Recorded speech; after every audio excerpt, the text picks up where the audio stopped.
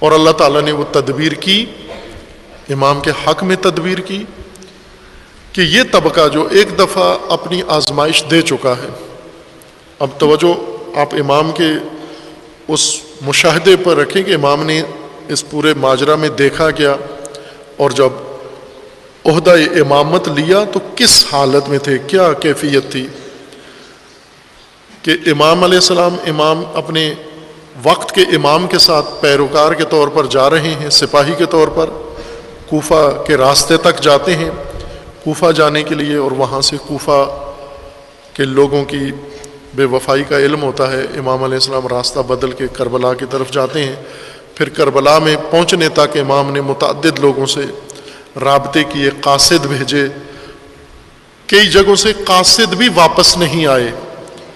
جن کے پاس قاصد بھیجے تھے انہوں نے قاصدوں کو شہید کر دیا، قتل کر دیا، اور یہ سب امام سجاد علیہ السلام دیکھ رہے ہیں۔ پھر روز عاشور وہ سارا مجمع جنہوں نے خط لکھ کے کہا تھا کہ آپ آئیں، ہم آپ کے فرمان پہ اٹھنے کے لیے تیار ہیں، وہ سارا مجمع تلواریں لے کر قتل کرنے آیا ہوا، اور امام حسین علیہ السلام ان کو ان کے خط دکھا رہے ہیں کہ یہ نام لے لے کر کے فلاں فلاں تمہارے تو خط لکھنے والوں میں نام ہیں، یہ امام سجاد علیہ السلام آنکھوں سے دیکھ رہے ہیں۔ اب یہ لشکر جتنا بھی کربلا میں تھا یہ سب کوفے کا لشکر تھا، کوفی لشکر تھا، شام سے نہیں آیا تھا، حجاز سے نہیں آیا تھا، بصرہ سے نہیں آیا تھا، یہ فقط کوفہ سے آیا، 18,000 کا لشکر کوفہ سے آیا، اور یہ 18,000 لشکر اس میں اکثر وہ تھے جو امام کو خط لکھنے والے تھے، کچھ ایسے بھی تھے جو نہیں تھے خط لکھنے والے، لیکن یہ بھی تھے جو خط لکھنے والے تھے، چونکہ امام نے خود ان کو خطاب کر کے بتایا کہ آپ نے خط لکھے تھے۔ امام ساجدین علیہ السلام ان لوگوں کو دیکھ رہے ہیں، مشاہدہ کر رہے ہیں۔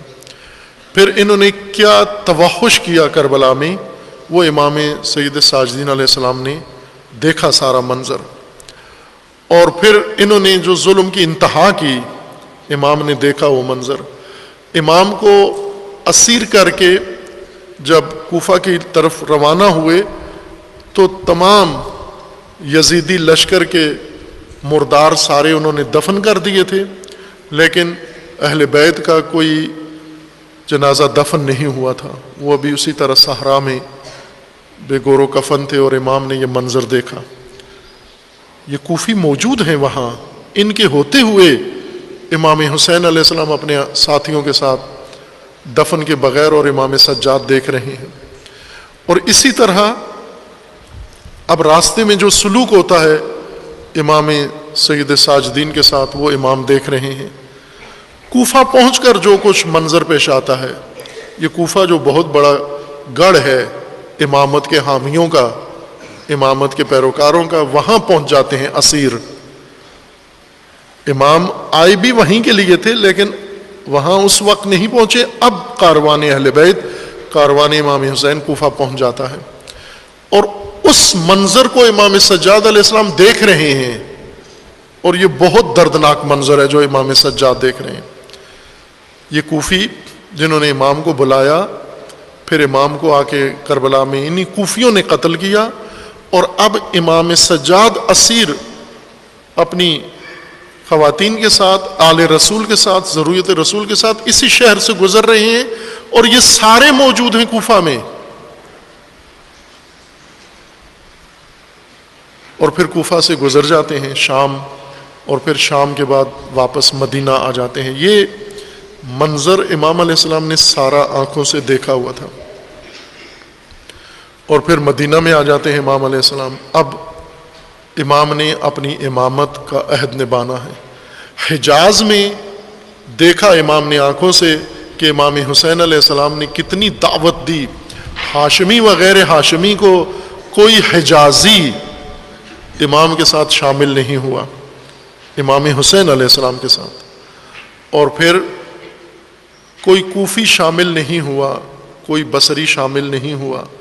یہ قافلہ جیسا آیا تھا اسی طرح شہید ہو کر اور اسیر ہو کر اب امام سید ساجدین علیہ السلام واپس مدینہ تشریف لے آتے ہیں، اور اب اس کے بعد اب امام کے عہد میں 7 بنو امیہ کے حکمران گزرتے ہیں، ایک سے ایک بڑا شیطان اور فاسد اور ظالم و ستمگر۔ یہ امام علیہ السلام کا عہد امامت ہے جس میں حکومت اس نوعیت کی ہے۔ اور امام علیہ السلام جو فرما رہے ہیں کہ اے خدایا قطع قاطعین، جنہوں نے صلہ چھوڑ دیا، رابطہ کاٹ دیا ہے، ان کے قطع تعلق سے جو وحشت ہے وہ وحشت مجھے پریشان نہ کرے، چونکہ تیرے ساتھ رابطہ اس تنہائی، اس غربت، اس پر ڈھارس ہے اور ذریعہ ہے۔ خوب عزیزان، امام سید ساجدین علیہ السلام نے یہ سارا منظر دیکھا۔ اب حکومت قاتلوں اور ظالموں اور ستمگروں کی ہے، بنو امیہ کی ہے۔